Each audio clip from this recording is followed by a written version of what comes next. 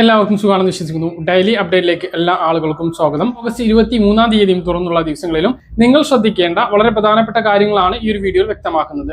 വീഡിയോയുടെ സംശയങ്ങളിലേക്ക് കടക്കുന്ന കൂടുതൽ ആളുകളിലേക്ക് ഇൻഫർമേഷൻ എത്താൻ ഷെയർ ചെയ്യുക, ലൈക്ക് ചെയ്യുക. ഫേസ്ബുക്കിലൂടെ കാണുന്ന ആളുകൾ ഫോളോ ചെയ്യുക. വീഡിയോയുടെ വിശദമായ വിവരങ്ങളിലേക്ക് വരാം. ഓണം റേഷന്റെ വിതരണം അവസാന ഘട്ടങ്ങളിലേക്ക് കടന്നുകൊണ്ടിരിക്കുകയാണ്. സ്പെഷ്യലായും അനുവദിച്ചിട്ടുള്ള ഭക്ഷ്യധാന്യത്തിന്റെ വിതരണവും ഓണക്കിറ്റിന്റെ വിതരണവും റേഷൻ കടകളിലൂടെ 25-ാം തീയതി വരെ മാത്രമാണ് പറഞ്ഞിട്ടുള്ളത്. ഇനി തൊട്ടടുത്ത ദിവസം ഞായറാഴ്ചയാണ് എങ്കിൽ പോലും റേഷൻ കടകൾ തുറന്ന് പ്രവർത്തിക്കും എന്നുള്ളതാണ് ഏറ്റവും പ്രധാനപ്പെട്ട അറിയിപ്പ്. പക്ഷേ റേഷൻ കട ഓണത്തിന് അവധിയുണ്ടാകും. 25-ാം തീയതി കഴിഞ്ഞാൽ 26, 27 തൊട്ടടുത്ത ദിവസങ്ങളിലായിട്ട് അവധികൾ ഉണ്ട് എന്നുള്ളതും ഓർക്കേണ്ടതാണ്. അപ്പൊ 25-നകം തന്നെ നീല വെള്ള റേഷൻ കാർഡിനും പിങ്ക് റേഷൻ കാർഡിനും അനുവദിച്ചിട്ടുള്ള സ്പെഷ്യൽ അരിയും മഞ്ഞ റേഷൻ കാർഡിന് അനുവദിച്ചിട്ടുള്ള ഭക്ഷ്യക്കിറ്റും കൈപ്പറ്റണമെന്ന് ഓർമ്മിപ്പിക്കുന്നു. ബാക്കിയുള്ള വിഹിതങ്ങൾ അത് കഴിഞ്ഞതിന് ശേഷവും വാങ്ങാനുള്ള 2-3-4 ദിവസം ഉണ്ടാകും എന്നുള്ളതും ഓർമ്മിപ്പിക്കുകയാണ്.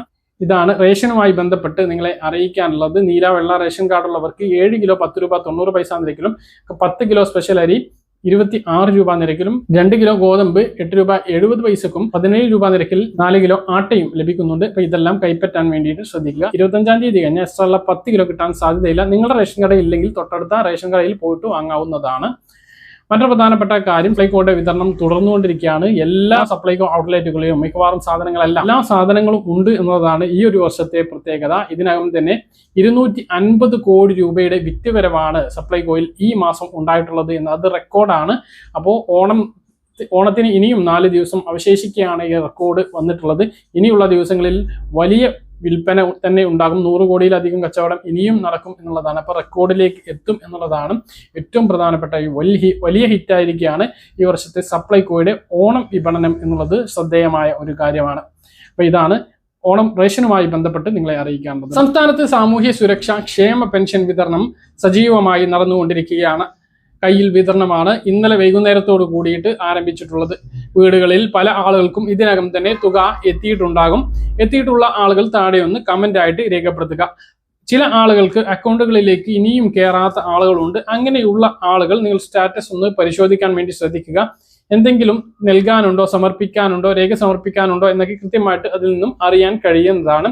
ഒരു പ്രശ്നവും ഇല്ല എങ്കിൽ തുക ബാങ്കിലേക്ക് കൈമാറി എന്നൊക്കെയാണ് കാണിക്കുന്നത് എങ്കിൽ ആ ഒരു തുക അക്കൗണ്ടുകളിലേക്ക് എത്തിച്ചേരുന്നതാണ്.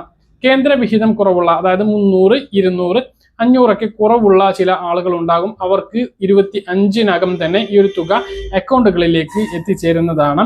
ഈ ഒരു മാസം ഓഗസ്റ്റ് മാസത്തെ പെൻഷൻ മാത്രമാണുള്ളത്. പല ആളുകളും ചോദിക്കുന്നതുകൊണ്ടാണ് ഓഗസ്റ്റ് മാസത്തെ പെൻഷൻ കിട്ടിയിട്ടുള്ളവർക്ക് ഈ മാസം ഇനി വേറെ പെൻഷനൊന്നും ലഭിക്കുന്നില്ല. അപ്പൊ അതിന്റെ വിതരണമാണ് ഇപ്പോൾ പൂർത്തീകരിച്ചു കൊണ്ടിരിക്കുന്നത്. കയ്യിൽ പെൻഷൻ വിതരണം, വീട്ടിൽ പെൻഷൻ വിതരണം ഇപ്പോൾ നടന്നുകൊണ്ടിരിക്കുകയാണ്. മസ്റ്ററിങ്ങിന്റെ കാര്യമാണ് ഇനി പറയാനുള്ളത്. മസ്റ്ററിങ്ങിന്റെ 1-ാം ഘട്ടം ഏകദേശം പുരോഗമിച്ചു കൊണ്ടിരിക്കുകയാണ്. ഇനി ക്യാമ്പുകൾ സംഘടിപ്പിച്ചുള്ള മസ്റ്ററിംഗ് ആണ്. അത് സെപ്റ്റംബർ 1 മുതൽ ആരംഭിക്കും. വാർഡ് തലങ്ങളിലാണ് ക്യാമ്പുകൾ സംഘടിപ്പിച്ച് മസ്റ്ററിംഗ് ഒരുക്കുന്നത്. അതായത് തദ്ദേശ സ്ഥാപന വാർഡ് മെമ്പർമാർ ഇക്കാര്യം പെൻഷൻ ഗുണഭോക്താക്കളെ അറിയിക്കുന്നതാണ്. അപ്പോൾ മസ്റ്ററിംഗ് നടപടികൾ അത് കൃത്യസമയത്ത് തന്നെ പൂർത്തീകരിക്കാൻ വേണ്ടി ശ്രദ്ധിക്കുക. ഇതിനകം തന്നെ പകുതിയിലധികം ആളുകളും സംസ്ഥാനത്ത് മസ്റ്ററിംഗ് പൂർത്തീകരിച്ചിട്ടുണ്ട്. മസ്റ്ററിംഗ് പൂർത്തീകരിക്കാതിരുന്നാൽ ഒക്ടോബർ മാസം മുതൽ പെൻഷൻ മുടങ്ങുന്ന സാഹചര്യം ഉണ്ടാകും. സെപ്റ്റംബർ 30 ഇതിനുള്ള ഒരു സമയം നൽകിയിട്ടുള്ളത്. ഈ ഒരു സമയത്ത് മസ്റ്ററിംഗ് ചെയ്യുമ്പോൾ ബയോമെട്രിക് മസ്റ്ററിംഗ് പരാജയപ്പെടുകയാണ് എങ്കിൽ ജീവൻ രേഖ അതായത് തദ്ദേശ സ്ഥാപനങ്ങളിൽ സമർപ്പിക്കണം. ഇനി ക്ഷേമ ബോർഡ് പെൻഷൻ ഗുണഭോക്താക്കളാണെങ്കിൽ അതാത് ക്ഷേമ ബോർഡുകളിലും ഈ രേഖ നൽകണം. അതുകൊണ്ട് തന്നെ ഇപ്പോൾ തന്നെ ചെയ്യാൻ ശ്രമിക്കുകയാണ് എങ്കിൽ അഥവാ പരാജയപ്പെട്ടാൽ അത് രേഖ നൽകാനുള്ള കൂടുതൽ സമയം ലഭിക്കും എന്നുള്ളതാണ്. പിന്നെ ഒന്ന്, കിടപ്പ് രോഗികൾക്ക് വീട്ടിലെത്തി മസ്റ്ററിംഗ് ചെയ്യാനുള്ള സൗകര്യം ഉണ്ട്. പക്ഷേ കിടപ്പ് രോഗികളല്ലാത്തവരും കഴിഞ്ഞ പ്രാവശ്യം അനാവശ്യമായി വീടുകളിലേക്ക് അക്ഷയ ജീവനക്കാരെ വിളിച്ചു വരുത്തുന്ന സാഹചര്യം ഉണ്ടായി. അക്ഷയയിലെത്തി മസ്റ്ററിംഗ് ചെയ്യുന്നതിന് 30 രൂപയും വീട്ടിലെത്തി മസ്റ്ററിംഗ് ചെയ്യുന്നതിന് 50 രൂപയുമാണ്. അപ്പം അതാണ് സൗകര്യം എന്ന് പല ആളുകളും മനസ്സിലാക്കുകയും അങ്ങനെ ചെയ്യുകയും ചെയ്തു. അത് അക്ഷയ ജീവനക്കാർക്ക് വലിയ ബുദ്ധിമുട്ടുണ്ടായി. ഇതിനെതിരെ അക്ഷയ ജീവനക്കാർ സർക്കാരിനെ സമീപിച്ചപ്പോൾ ഇപ്പോൾ സർക്കാർ തീരുമാനമെടുത്തിട്ടുണ്ട്.